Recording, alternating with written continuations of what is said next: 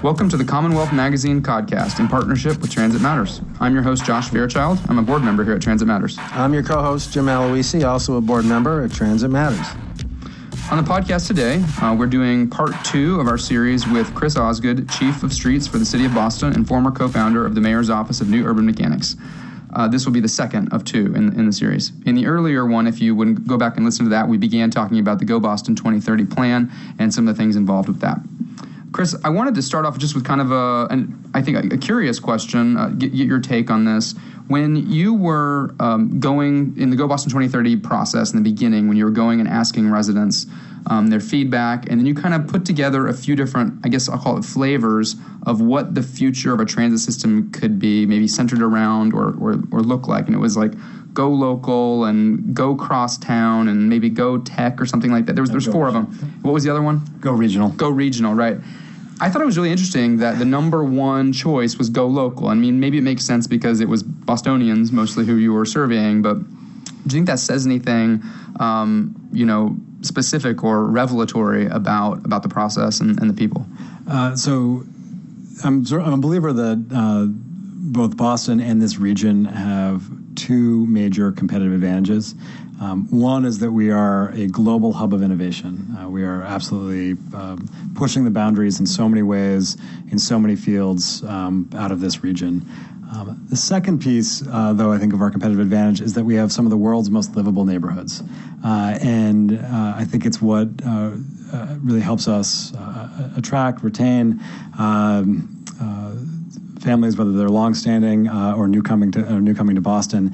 And I feel like what we saw from the results of the Go Boston balloting portion is that folks wanted us to invest in that sort of second competitive advantage. They wanted us to invest in things that made their neighborhood, their area, an even more livable, wonderful place to be.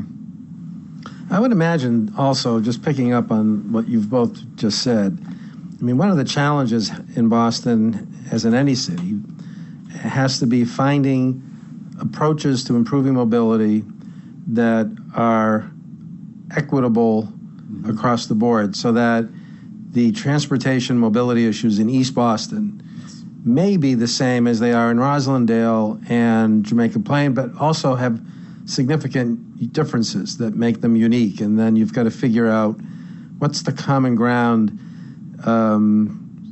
Some of your responses may have to be neighborhood modular, but some of them are more evergreen. How do you manage that? I think that sort of plays out sort of through our capital program as we think about both where to invest and when we invest, how to invest. We are very mindful that, particularly on how we deliver some of those real neighborhood basics, fixing sidewalks, resurfacing streets, that we want to foreground equity in our lens for how we actually prioritize, that we're really making sure that we are investing in those places where we think will have the biggest impact. But when we do make those investments, there's a huge opportunity for engagement, particularly on some of the more large-scale projects. And so I think, of yesterday, where we were out in Central Square in East Boston to cut the ribbon on the new Bertulli Park and Central Square itself, which... It's very nice. Thank you. Yes, it's a fantastic project. It is a project which, thinking of long-term plans coming to fruition, that in 2007 was part of an initial sort of area transportation plan. And it was a project which we then prioritized through the capital budget. We were able to break ground on about 2 years ago and brought to fruition yesterday. And the specifics of that project really speak to the interests of that neighborhood. So there was a clear interest in figuring out how do you actually make the streets around Central Square easier to cross, more rational for all road users, safer for everybody. And so that's a big part of the geometric redesign of that space. It also expanded the green space. There was a clear cry for just a more beautiful park there. We added, I think, around 97 street trees or trees to that park. And then added in some green infrastructure. Obviously, it is a particular park that is fairly close to the shoreline, and so we want to make sure that that it was thinking about how to deal with things like stormwater runoff in a way that was novel for us. And so we're trying to take the lessons learned from the green infrastructure we put into that park and think about how we bring it to other areas of the city. No, I've seen it. It's my old neighborhood. It's nicely done. While we're talking about equity, the TransitMatters folks who have been advocating for night bus overnight service have been really appreciative of the city's leadership and support and being a co-sponsor of night bus. Can you talk a little bit about the night bus initiative? You presented the pilot to the Fiscal Management Control Board late in July, and just sort of give us the city's thoughts on this from both an equity perspective and an economic perspective. Sure. First of all, the thanks really should be to the TransitMatters team. You did a fantastic job. You personally, Jim, Mark, Ari, a number of folks, Josh, in elevating the need for a overnight service, a night bus option that really worked for the people of Boston. And that as we did that, I think what we all sort of honed in on was, while there are many different folks that a service can be tailored to between those hours of 1 a.m. and 5 a.m., that it's the folks who are commuting to and from work, particularly those who are in industries that may not have the highest paying jobs, whether that is food service or logistics, transportation, construction, et cetera. And so that we wanted to make sure that for those folks who really in many ways make our city and our region great, that we're actually providing a great service for them during those hours where there is currently very little public option. Foundational to what we were trying to get done was sort of really documenting the fact that there's around 60,000 people that are probably commuting to and from work in the city of Boston or in the region during those hours, that they're largely working in industries, again, sort of food service, hospital, construction, logistics, et cetera, that are growing, and they are growing in areas that are fairly geographically concentrated. And all that, I think, to us meant that there is a large constituency we can serve. We can serve them with routes that can be predictable, and that we could work with the MBTA to design those routes in a way that, if they were done for a pilot year, would have a very good chance of being able to be sustained over time.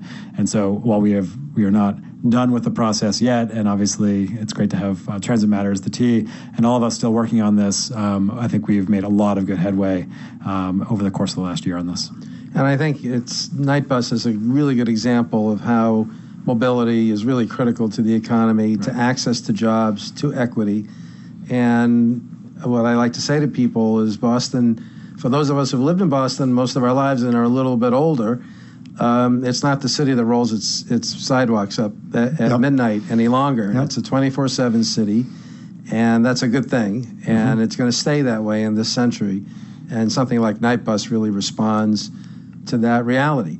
While we're on the subject of equity, at the hearing before the Fiscal Management Control Board, you also spoke on behalf of the mayor and the city in connection with issues about the pilot proposal to connect the Fairmount Line commuter rail service to Foxborough. And from a TransitMatters perspective, those of us who believe in rail can't really oppose initiatives to get more people to places by rail. We want a regional rail system. But I think we share a concern that you expressed about making sure that doesn't degrade the service of folks who live along the Fairmount line and who really have fought and labored for many years to get that service. Can you talk about how the city views that issue from an equity and mobility perspective? Sure. I think you did actually a great job outlining sort of our feelings about the pilot proposal of the Foxborough line extension. Then we can talk more about the Fairmount line. I think there's definitely some upsides to the Foxborough pilot that was presented. It does have the potential to take some cars off the road by allowing more folks to be able to commute in on the regional rail system. It does help us connect residents within the city of Boston to some of the job opportunities, the cultural opportunities, et cetera, that sort of along the Foxborough corridor. That said, sort of at the heart of of the issue that we wanted to make sure was addressed was this notion that if you are pairing the reliability of the Fairmount line with the reliability of the Franklin line, which this Foxborough pilot would run on, that you could potentially see a reduction in the reliability of the Fairmount line. And you could potentially see that because it is quite frequent that the Franklin line has lower reliability than the Fairmount line. So if you're starting trains that run on the Fairmount line, you start them on the Franklin line, you may actually have some downstream impact for everybody who's riding the Fairmount line today. The Fairmount line for us, and increasing the reliability and the frequency of the Fairmount line is critical. As we sort of had talked about earlier in the question that Josh had asked, the Fairmount line is serving a lot of neighborhoods that have really long commute trips today. It serves Hyde Park, it serves Mattapan, it serves Dorchester. Those are three of the four neighborhoods that have a higher than average percentage of their population who are making over 1 hour long trips to work every day. Every census tract, I believe, in those three neighborhoods, in Hyde Park, in Mattapan, and in Dorchester, spend a higher than average share of wallet on transportation. This is a line which is within a 10-minute walk of a very large portion of the city of Boston, a very large portion of our residents who are youth, who are living in households that are low income, that are families of the people of color. That together, this is an area we want to be able to figure out a way to improve service, and that we have this existing asset of the Fairmount line, which, if we ran a higher frequency service on that line, we could be able to actually connect more folks to the opportunities that exist within that corridor, and the folks who live in that corridor today to the opportunities this entire region has to offer. I think people don't even know, and I was surprised by the data that I have seen. There's a large proportion of people who live in Boston, in those communities that you just mentioned, and then in places like East Boston, who don't have access to an automobile. Right. And so they really are dependent on transit or their own feet to get them where they need to go, whether it's a job or school or health care or whatever it is. And I think there's a lot of credit to be given to a lot of residents and neighborhood groups who for years have really advocated for Fairmount Line, for the investment in the stations along the Fairmount Line, and I think you see a lot of those benefits today. I think there's further, though, that we need to go to actually be able to deliver on the promise of what the line can do for the city and for the region. When I was Secretary of Transportation, we tried and failed to in that same part of the city, implement a bus rapid transit route from Mattapan Station to Dudley.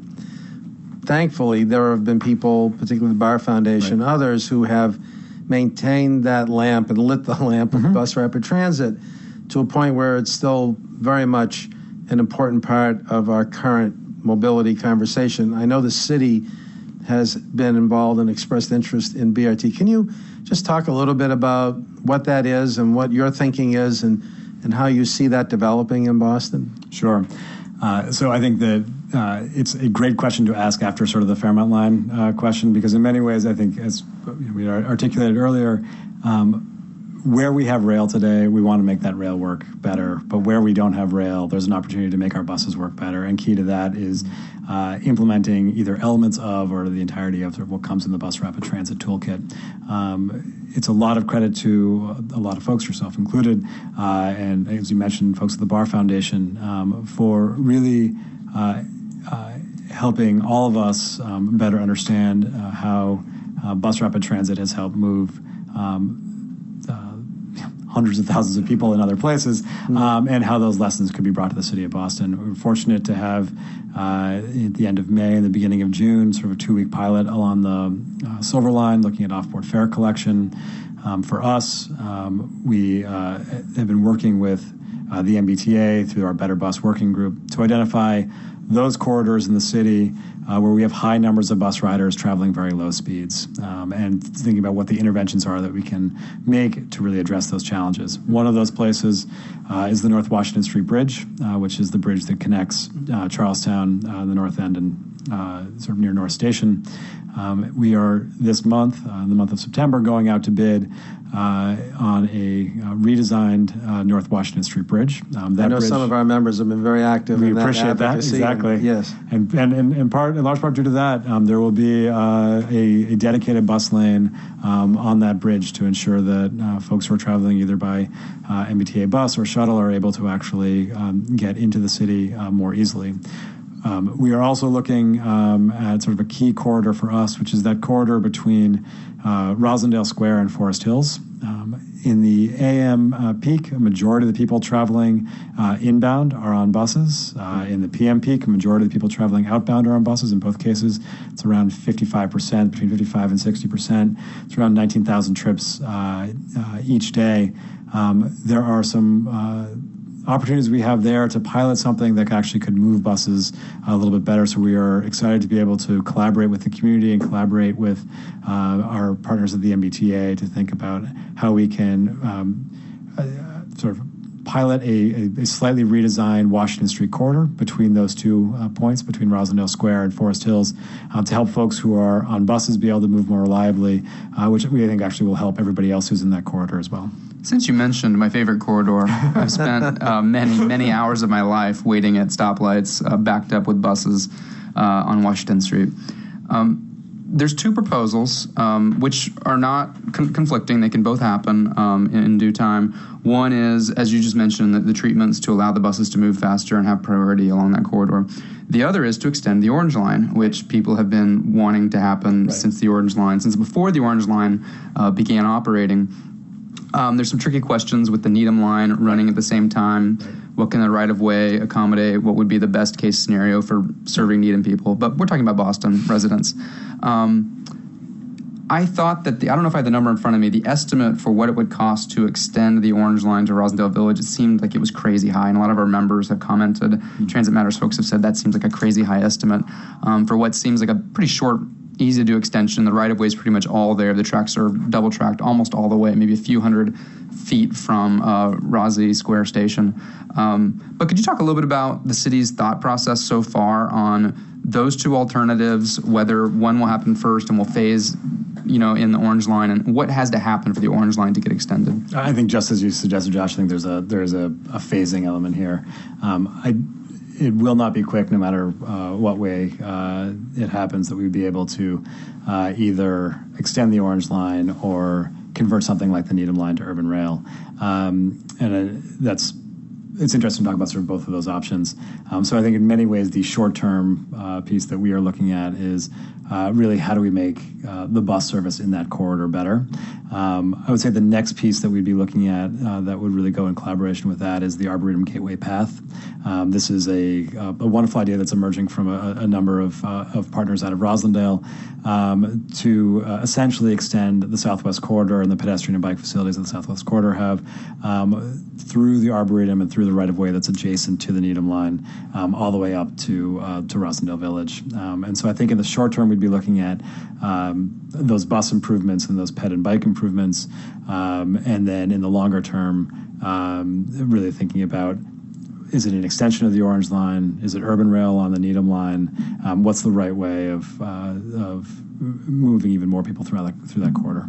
When the city uses the term urban rail, it's sort of not a defined term in transit circles, but are you referring to simply more frequent service along that line, or are you referring to electric multiple units, similar to what we have with subway cars, or are you referring to diesel multiple units? Is there? Great question. Does it matter? I would say the objective is frequency, and I think that the emissions component is important as well. Obviously, if we're easier or as easy, or it'd certainly be preferable to do EMU versus DMU if you all things being equal. It's less a stance though on this is the type of train set we should have, and it's more of a reflection that at current headways we are not getting the amount of people choosing to take transit that we could. And we think the demand is far greater on places like the Fairmount Line, on places like the Needham Line, on places like the corridor of the Worcester Line between the new Boston Landing Station and South Station, and that could be very well served by a higher frequency line. Now, earlier we talked about regional cooperation with municipalities to figure out how to fund or make happen certain types of service improvements or extensions or expansions. Things that are within the city of Boston, such as we spoke about the Fairmount Line. Yep. We're talking about Orange Line potential extension right now. Has the city thought about how it would go about doing something like that? So let's take I think the Fairmount is the easiest one to think about as a thought experiment. basically, we could get better frequency if we just began adding some trains to that line. We'd have to dedicate some platforms at South Station, which we do think is doable even in the current configuration without expanding that. So just adding trains. And then, of course, electrification is going to make things a lot better on that line. So those are some capital costs. Has the city begun thinking about if that's something that you can shoulder yourselves or work with the T? This is not something that would be region-wide. It's just within city limits. So again, I think there's sort of a set of long-term questions about funding that this raises. I do think that we've seen a place where we've seen a number of examples recently, and really credit to the Boston Planning and Development Agency, to be the Boston Transportation Department, and a number of private partners who have begun making investments in public transit infrastructure as part of their private development. So New Balance's work to create the Boston Landing Station, WS Seaport's work to create a new head house for the courthouse station on the Silver Line, the collaborative work from a number of South Boston waterfront stakeholders to implement a ferry service between Lovejoy Wharf and the South Boston waterfront. I think all of those are examples where you do see other sources of outside funding going into either the infrastructure side or the operating side of what would be public transit service. And so I think those would be the sort of things that we could be looking at as well for how you actually get the sort of investment that we need to deliver the services that we want. So one of the difficulties with that train of thought is that areas like Dorchester, Mattapan, Hyde Park, they don't have the WS's building 2 million square foot corporate office towers to chip in a few 100,000 or a couple million on a new head house. So we have to figure out how do we spread that around to the communities that need it most. Has there been discussions about how we can, similar to how we do affordable housing, how we can take a project and figure out how to have benefits on site, but also a portion of the benefits going to the people who may be working in that building but need to get there along a corridor? Exactly. What you said is exactly what we're taking a look at. So it's one of the other project and policy recommendations in there, which is how we look at in Go Boston 2030, which is around sort of our TAPA and TDM related investments. Traditionally, what we have looked at are essentially transportation-related investments that are proximate to a development or adjacent to a development. But just as you raised, Josh, that there are ways in which we could actually benefit that development even more potentially by investing in some of the infrastructure that gets you to and from that location on a more regional scale. So I think that that's a piece that we're very interested in looking at. Again, with sort of going back to your original point that it isn't necessarily about looking at development that is physically on those lines, but development that actually benefits from those lines. One of the other things that we run into in the same train of thought and issue, a discussion, is that when you have a huge development, everyone wakes up and pays attention to, what's the traffic mitigation, how many people are going to ride transit, how can we make sure people are doing transit instead of driving their cars. But in less dense parts of the cities that are more residential, maybe have some commercial hubs, what you're having is you're moving from single and two-story development patterns to 3 or 4, maybe up to 6, depending on what the zoning will allow for and the variances that are common there. So, what happens then is that you have increases in demand that are very incremental until finally there's a breaking point. And that very last developer who builds like a 4-story, 8-unit complex, he can't afford to take care of the mitigation for the 300 units that were developed before him. What are we thinking about as far as incremental allocations of resources from each little development? So, great question. I think 2 pieces of that. One, that is exactly where things like the Go Boston 2030 plan or the recommendations that are coming out of things like the Lower Mystic Regional Working Group are really valuable.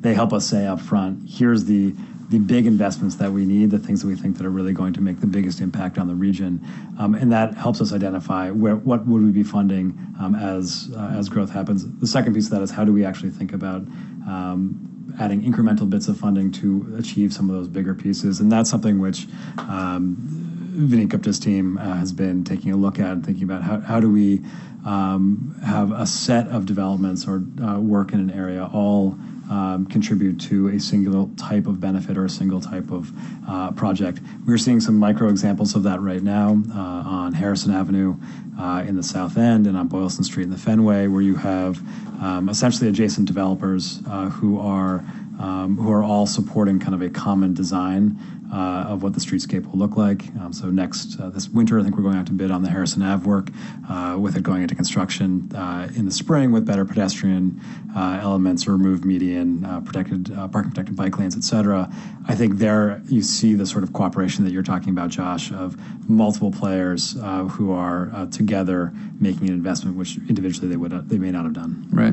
It seems like whether the mechanism is going to be some form of value capture or some form of assessments over a course of years, leases, or however you want to do this, if it's publicly owned land, perhaps, it seems like if the community begins to understand that for every incremental development that happens, not just big developments, that they will get positive benefits from it, a portion of that will help not just mitigate issues, but also create better transit or better parks. Things that the communities may begin competing for incremental, development that they can appreciate, as opposed to just pushing off every type of development because anything is a zero-sum game. Yeah. Create a world of YIMBYs. Right. Can we, in the few minutes we have left, can we spend a minute or two just talking about traffic signal priority? For those who don't know what that means, it means that a device is put on a particular vehicle, usually public safety vehicles, emergency vehicles, buses, to allow the light to turn green in advance of their approach, both for safety reasons and also to improve their access to their destination. What's the city thinking about that? What initiatives are taking place or about to take place? How do you see that sort of developing? Sure. The work on transit signal priority is actually fundamental to the Better Bus Working Group. It's a large part of our overall agenda. We initially started with a focus on the Silver Line corridor between Dudley and downtown. Really, frankly, with just trying to make sure that the communications between the buses and our signals were working well. So we have put in place TSP along that corridor. The second area of focus was essentially the Green Line, has been some of the Green Line stops, so things like Commonwealth Ave corridor, any of our lights on Beacon Street, obviously the E-Line corridor, thinking about how we are moving everybody who are on the Green Line trains better through those key corridors in our city. And then also looking at some other major intersections in corridors that the MBTA and our traffic signal folks together have been identifying. I would say that we're still sort of in the early days of mass deployment, but we have been excited about the collaboration that we've started with the MBTA and want to figure out a way to accelerate that work. Great. I've got two quick questions if we can fit them in before the end here. The first is the idea of fair fares or fare rationalization did come up, and it's been coming up repeatedly in the city. And I think the clearest example oftentimes is, well, there's two good examples, but the clearest example is commuter rail. Like if you go on the Needham line, you go to Forest Hills and it's one price, and then it's more than double the price if you go any further. You go one station past it to Roslindale, whereas you could be on the bus and not experience an increase in price, which kind of encourages a misallocation of capital assets in that scenario, especially for folks who that's a big problem for them to afford to pay the $150, $185, I think, monthly pass for the Zone 1 commuter rail. What has the city Has the city been in discussions about this with the T? What does the city think is a fair solution to that example of a problem? So it's one that we're really obviously we want to make sure that we have a fair system, as you well said. I think that in many ways the metric that you implied is one that's really important to us. What is the right way that we can use the assets we have in place to best move people in the city? And are we actually pricing the services that we have in a way that is both efficient and equitable? And I think that the example that you pointed out is that perhaps there's some better ways that we can actually price things like commuter rail within Zone 1, Zone 1A, et cetera, that actually best move, give people the best choices for how to get around the city. So as part of Go Boston 2030, as part of our ongoing conversations with the T, we have an interest in figuring out how do we put in that more equitable fare policy, both in terms of the overall structure, but as we think about the eventual fare increases that are going to come with the system. Yeah. Well, the last thing I want to ask about, something that I think a lot of listeners may not have really been aware of, transportation demand management. The City of Boston does not have a TDM program or office to any extent that I'm aware of so far. I know Cambridge has been doing this for a long time. It's something that was mentioned in Go Boston 2030 as a policy goal to begin doing this. My question, I guess, is, first of all, can you explain to the listeners what exactly that is, and how soon can we expect this to happen?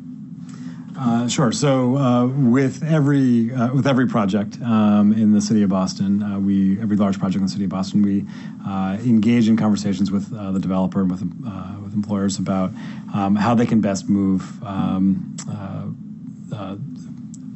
their employees well through the city. We are, after Go Boston 2030, under the leadership of Commissioner Fiandaca and our Director of Transportation Planning, Vinny Gupta, we've actually been spending a lot of time thinking about how do we create a better set of TDM policies or TDM requirements for the City of Boston. We are somewhat early in those conversations so far, but I think that, as you pointed out, this is something which has been done in some of our neighboring cities and towns, has been done in other places in the United States, and we want to figure out a way to strengthen the policies we have right now so that we can actually achieve those results of better safety, better reliability, better accessibility that our residents articulated. I want to thank you again for joining us. Did you have something you want to say, Vinny? Do you want to? Okay, all right. Thank you both for joining us again for the end of part 2 of this 2-part series. Thanks for joining for the listeners, and we hope to have you here again, both for the Codcast and for the future Transit Matters episodes. Thanks, everybody. Thank you so much.